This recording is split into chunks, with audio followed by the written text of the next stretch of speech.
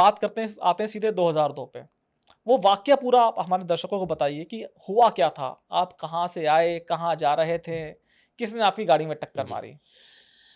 ये घटना 2002 की है, फरवरी महीने की है। 16 फरवरी की रात की है, मतलब 17 फरवरी 12 बजे के बाद लग जाती है। हम्म, तो ये घटना है 12 बज के 15 मिनट के आसपास की घटना है। कहते हैं कि ऊपर वाले ने कोई आपके लिए नेक काम चुन रखा है। जब मैं हापुड़ चुंगी आया, गोविंदपुरम से हापुड़ चुंगी आया, तो हापुड़ चुंगी पर चौराहे पर कबीरनगर थाने की साइड से एक गाड़ी बड़ी तेज़ी से आई और उसने जो है मेरे स्कूटर को हिट किया और मैं गाड़ी के सामने गिर गया, जिससे वो आगे नहीं बढ़ सके। तो मैं बहुत गुस्से में उठा, हल्की चोट भी लगी मेरे, और मैंने उनको, जो ड्राइवर सीट पे बैठा था, तो मैंने कहा तुमको गाड़ी ढंग से नहीं चलाना, अभी मैं मर जाता। तो उसने अपने शीशे उतार लिए, क्योंकि सर्दियों का टाइम था। तो मैंने देखा ये तो विकास यादव है। आप पहचानते थे विकास यादव को पहले से? विकास यादव को मैं पहचानता था, इसलिए कि वो गाजियाबाद में गुंडाई करता था, तो इसलिए मैं पहचानता था। और विशाल अक्सर उसके साथ ही रहता था, ठीक है, और इसलिए मैं इनको जानता था।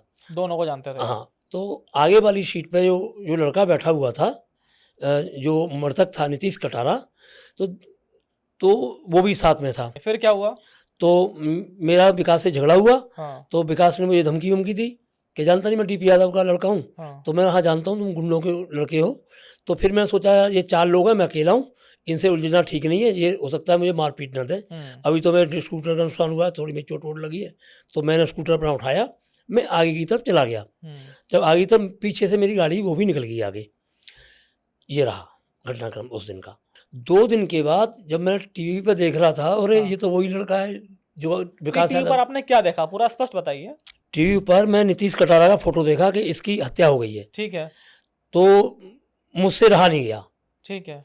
तो मैं थाने पहुंचा हाँ, कि ये लास्ट बार नीतीश कटारा को मैंने जिंदा विशाल यादव, विकास यादव और पहलवान के साथ देखा नहीं है। आपने ये कैसे तय कर लिया कि विकास ने ही उसको मारा होगा?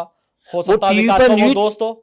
टीवी पर जब वो न्यूज चल गाड़ी के रही अंदर थी बैठा था तो हो सकता है विकास का दोस्त हो वो। सर, टीवी पर न्यूज चल रही थी। क्या न्यूज़ चल रही थी? ये न्यूज चल रही थी कि नीतीश कटारा की डेड बॉडी बुलंदशहर से मिली है, ठीक है, जिसमें 2 लोगों का नाम आया है, विकास और डीपी यादव का भांजा विशाल का। ठीक है, तो 2 लोगों का नाम ओके, चल रहा था, तो मैंने कहा मैं तो 3 को देखा है, ठीक है। तो ये 2 लोगों का नाम कैसे आ रहा है? हुँ, तो फिर मैं थाने गया अपने स्कूटर से, ठीक है। उसी स्कूटर से, कौन से थाने गए आप? थाना कबीरनगर। ठीक है, तो मैंने कहा कि भाई इस नीतीश कटारा जो केस यूपी में चल रहा है, गाजियाबाद में बहुत हाईलाइट, अखबारों में भी आ रहा है, टीवी पर भी आ रहा है, मुझे इसके आईओ से मिलना है। ठीक है। तो उसका आईओ मुझे उस दिन नहीं मिला। फिर देखिए मेरा मन नहीं माना, फिर मैं 3-4 दिन बाद गया, मैंने कहा आईओ को मैं सच बताऊं बात। हुँ, फिर मुझे आईओ नहीं मिला। फिर मैं 8 दिन के बाद गया, हुँ, तो मैंने कहा आज मैं सो ही सो जाऊंगा। तो मैं 9:30 बजे थाने पहुंच गया। हुँ। करीब 10 बजे आईओ जो है अपनी वर्दी में कैप लगा के उसी सीट पे बैठ रहे थे जो उनकी एसएचओ की सीट थी। हाँ, लेकिन कटारा जी मेरे समझ में एक बात नहीं आ रही कि उस वक़्त प्रदेश में अगर मैं गलत नहीं तो राजनाथ सिंह की सरकार थी, मुख्यमंत्री थे वो और इतने बड़े केस में एक व्यक्ति आईओ से मिलना चाह रहा है, कुछ बताना चाह रहा है तो पुलिस ने आपको इतने दिन तक नहीं मिलने दिया। सर उसके पीछे रीज़न क्या था? सर उस चीज़ को तो मैं नहीं समझता था, क्योंकि मेरा मिलना ही पहली बार पुलिस से था। ठीक है। तो पुलिस को मैं मतलब डर लगता था थाने में जाने में भी मुझे। जी, कभी पुलिस मैंने सुना था पुलिस गाली वाली दे के भगा देती है। ठीक है, फिर क्या वैसे हुआ? मेरे साथ ऐसा कुछ नहीं हुआ, हुँ, ना मुझे किसी ने गाली दी ना भगाया। हुँ, तो बस आईओ से मिलने में मुझे 2-3 बार जाना पड़ा। हुँ, तो आईओ साहब को जब मैंने ये बात बताई, तो आईओ साहब मुझ पर शक कर रहे थे कि ये डीपी यादव ने तो नहीं भेज दिया प्लांट करके। हुँ, तो आईओ साहब ने सबसे पहले मुझसे मेरा मोबाइल नंबर मांगा हुँ, कि आपका मोबाइल नंबर बताइए। हुँ। तो मैं उस समय नहीं जानता था कि मोबाइल नंबर ये क्यों मांग क्यों रहे हैं। माँग रहे हैं? तो मैंने अपना मोबाइल नंबर दे दिया, और वो तो उन्होंने कहा मोबाइल नंबर लेके फिर उसने पूरी बात मुझसे पूछी हुँ, कि क्या क्या हुआ था, आपने क्या देखा। तो मैंने पूरी बात बताई उनको। फिर उन्होंने किसी अधिकारी को फ़ोन लगाया कि सर एक साधारण सा लड़का आया हुआ है, और ऐसे ही लग रहा है कुछ, कपड़े वपड़े भी ज़्यादा ढंग के नहीं है, और बोल तो सच रहा है, हुँ। और क्या करें। तो नहीं जो आईओ थे उस केस के हाँ, अनिल समानिया, अनिल समानी। उन्होंने कैसे तय कर लिया कि आप सच बोल रहे थे? नहीं, जो भाई क्योंकि आपका नाम अजय कटारा था और नीतीश कटारा की हत्या हुई थी, तो ऐसा भी तो हो सकता है कि भाई कटारा नहीं, वो इस केस के इन्वेस्टिगेशन ऑफिसर थे, तो उनको सारे केस की वो विवेचना कर रहे थे, तो उनको सारा उनके सब रिकॉर्ड उनके पास था। यानी कटारा संबंधी हाँ, तो नहीं उस समय तो विकास यादव गिरफ्तार भी हो गया था, जबरा से ले अच्छा, आए थे, ठीक है। तो इनको सारा उनकी सीडीआर वीडीआर या रिकॉर्डिंग, अब तो लोग सब जान गए हैं कि मोबाइल की लोकेशन भी आती है, तो हम तो उसमें जानते नहीं थे कि मोबाइल नंबर क्यों मांग रहे हैं। अच्छा, मतलब उन्होंने नंबर आपका इसलिए मांगा जी। कि आपके नंबर की लोकेशन हाँ जी, और विकास यादव और विशाल यादव हाँ, के नंबर इनकी की लोकेशन लोकेशन साथ-साथ वो है या चेक नहीं? कर लें, उस वक्त वो थी या नहीं थी। हाँ, और तो तो उन्होंने वो लोकेशन मैच हाँ, मिली, मैच हुई। 2 2 दिन के बाद हाँ। उन्होंने मुझे बुलाया, मेरे नंबर पर फ़ोन नहीं, किया। आपके फोन की लोकेशन और विकास विशाल के मोबाइल की लोकेशन एक जगह मिल गई थी, जो नहीं, समय आपने जी, बताया। रात को 12 बजे, 12 बज के 5 मिनट से लेके हाँ। और सुबह 12 बजे तो 20 उससे ये तक थी। बात तय हो गई थी कि भाई अजय कटारा सच बोल रहा है। सच्चा घटना में मौजूद है, हाँ। मतलब इनकी दोनों की भिड़ंत हुई है आपस में। तो सर फिर ये हुआ कि डीपी यादव यहाँ का बहुत बड़ा बाहुबली गुंडा है, तो बाहुबली शब्द मैं समझता नहीं था बाहुबली क्या होता है। मैं कोई पहलवान होगा, बाहुबली को ये समझता था मैं, पर ये नहीं समझता बाहुबली का मतलब कि बहुत बड़ा जैसे डॉन टाइप है, ये नहीं समझता था, क्योंकि मेरी उम्र आज से आधी थी उस समय। तो मैंने सब, उन्होंने गवाही दे दोगे आप?